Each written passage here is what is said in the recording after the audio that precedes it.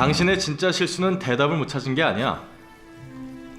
자꾸 틀린 질문만 하니까 맞는 대답이 나올 리가 없잖아. 왜 이 쓸까가 아니라 왜 말이야. 자, 다시.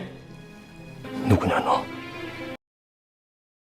1980, 90년에 나온 SF 만화나 영화들을 보면 매우 놀랍습니다.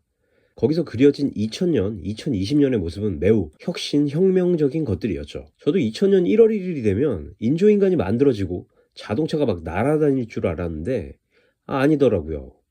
2025년이 됐지만 여전히 그때 상상한 모습과는 많은 차이가 있어 보입니다. 많은 전문가들이 이번에는 AI가 진짜 세상을 바꿀 거라고 하네요. 근데 제가 뭐 Sam Altman, Elon Musk, Demis Hassabis. 천재 인공지능 전문가도 아니고 그냥 제가 제일 궁금한 건 앞으로 내가 이 전공, 이 직업으로 먹고 살 수 있을까? 인 것 같더라고요. 저와 같은 걱정을 하는 분들도 꽤 있는 것 같습니다. 그런데 이 친구가 질문이 틀렸다고 하는데 어떤 질문을 던져야 하는 걸까요? 그건 말이야. 우선 그 실마리를 찾기 위해서는 1950년대 미국에서 시작된 비밀 프로젝트를 확인해야 합니다. 1953년 4월 13일 미국 워싱턴 DC CIA 주도로 진행되는 비밀 프로젝트가 승인되었습니다. 바로 MK 울트라 프로젝트였죠. 이 프로젝트의 시작은 1950년에 발발한 한국 전쟁과도 관련이 있었습니다. 당시에 중공군의 포로로 잡힌 미국 군인 일부가 갑자기 공산주의를 찬양하기 시작했거든요. 이에 충격을 받은 미국 정부는 인간의 정신을 조작하는 방식에 대해서 관심을 갖기 시작합니다. 이렇게 시작된 MK 울트라 프로젝트는 최면, 전기 충격, 약물 실험, 심리적 고문 등 총 149개의 하부 프로젝트들로 구성이 되었습니다. 이 프로젝트의 궁극적인 목적은 자아를 통제하는 방법을 찾는 거였죠.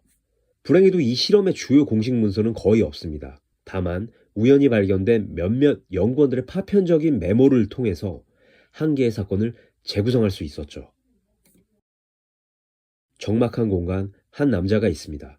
가슴에 047이라고 하는 번호가 보이네요. 그는 거울이 없는 환경에서 7년째 생활 중에 있습니다. 이 남자는 자신의 얼굴을 직접 본 적이 없습니다. 오직 타인의 말과 반응을 통해 자신의 모습을 상상하고 있을 뿐이었죠. 정체불명의 박사가 남자를 유심히 관찰합니다. 그리고 어느 날 이런 질문을 하죠. 047, 너 스스로를 한번 묘사해봐라.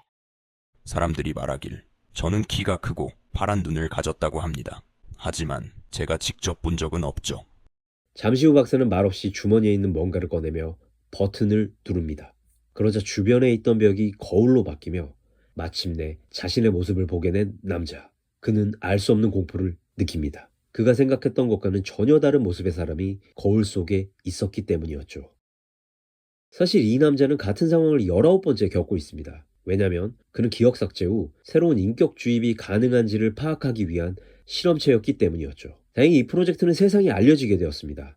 하지만 아쉽게도 중요한 문서는 거의 남아있지 않았죠.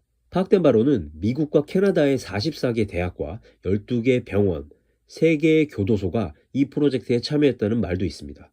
우연인지는 모르겠지만 거울자와 관련된 비슷한 연구 논문들이 해당 시기에 출판되기도 했습니다. 그런데 이 사건이 다가올 인공지능 시대에 내가 잘릴지 말지와는 무슨 관련이 있는 걸까요? MK 울트라 프로젝트의 이야기에서 저는 프로젝트의 비윤리성보다는 나라는 존재는 타인의 시선과 세상의 변화에 얼마나 영향을 받고 있는가에 대한 화두를 여러분들께 던져보고 싶었습니다. 우리는 좀 더 근본적인 질문을 해야 합니다. 인공지능의 영향이든 아니든 어차피 시간이 지나면 직업들은 재편됩니다. 사람들이 인공지능으로 대체되는 여러 가지 시나리오가 있지만 가장 간단하면서도 직관적인 시나리오는 바로 이거죠. 요즘 AI와 관련된 강의가 굉장히 많습니다. 수요가 있다는 거죠. 하지만 결국 살아남는 건 소수일 겁니다. 박태웅 의장이 이런 표현을 했죠. AI는 증폭기 기능을 한다. 도대체 이게 무슨 말일까요? 예를 들어 AI가 사람의 능력을 10배 향상시켜준다고 해봅시다. 기본 능력치가 50인 사람이 AI를 쓰면 500이 되겠죠. 근데 능력치가 10인 사람이 쓰면 100이 됩니다. 원래 이 둘의 능력 차이는 40이었지만 AI를 쓰자 400이 됩니다. 비비지도 못할 수준이 되어버린 거죠. 이 시나리오대로라면 점점 소수의 사람들이 모든 것을 독식하는 구조가 될 수도 있을 것 같습니다. 언뜻 보면 세스 고딘이 주장한 린치핀이라는 단어가 이 사람들에게 어울리는 건 아닐까? 라는 생각이 들겠지만 그건 아닙니다. 다음에 기회가 되면 AI 시대가 말하는 린치핀에 대해서 한번 알아보도록 하겠습니다. 아무튼 아마도 점점 더 무난무난하게 일하는 사람들의 설자리는 줄어들 겁니다. 소수의 핵심 인력, 로봇들이 다수의 일을 처리하겠죠. 당연히 그만큼의 돈도 더 가져갈 겁니다. 안타깝게도 소수의 핵심 인력 역시 대체될 겁니다. AI도 발전하는 단계가 있죠. 챗GPT를 만든 오픈 AI의 경우 사람 같은 인공지능인 AGI를 구현하기 위해서는 5단계가 필요하다고 합니다. 1에서 4단계까지는 AI가 인간 파트너 역할을 하지만 5단계가 되면 적어도 일의 영역에서는 사람이 필요 없다고 하죠. 인공지능 에이전트 하나하나가 인간이 했던 역할을 대신하게 되는 겁니다. 좀 암울합니다. 그래도 다행인 건 위 시나리오가 순수하게 기술적인 측면에서만 적용되었다는 거죠. 실제로 법, 제도의 조건들이 기술의 속도를 받쳐줘야 합니다. 유엔사나 AI 안전위원회에서 만든 리포트 초안만 봐도 AI가 사회에 안착하기 위해서는 많은 준비가 필요한 것을 알 수 있습니다. 상황이 이러할진데 일개 개인인 제가 AI로 인해 내 직업 전공은 대체가 될까? 라는 고민에만 몰두하고 있는 건 좀 아닌 것 같습니다. AI라는 거대한 파도는 한 번으로 끝나지 않습니다. 블록체인, 웹3와 같은 다양한 새로운 기술 개념들이 AI와 결합되어 더 파급력 있는 2차, 3차 쓰나미를 몰고 올 겁니다. 저는 오히려 이 거대한 파도 앞에 역설적으로 차분히 내 삶의 철학, 정체성에 대해 한 번 더 생각하고 실천하는 것이 의미 있다고 생각합니다. 하지만 안타깝게도 여전히 우리는 이러한 연습이 부족해 보입니다.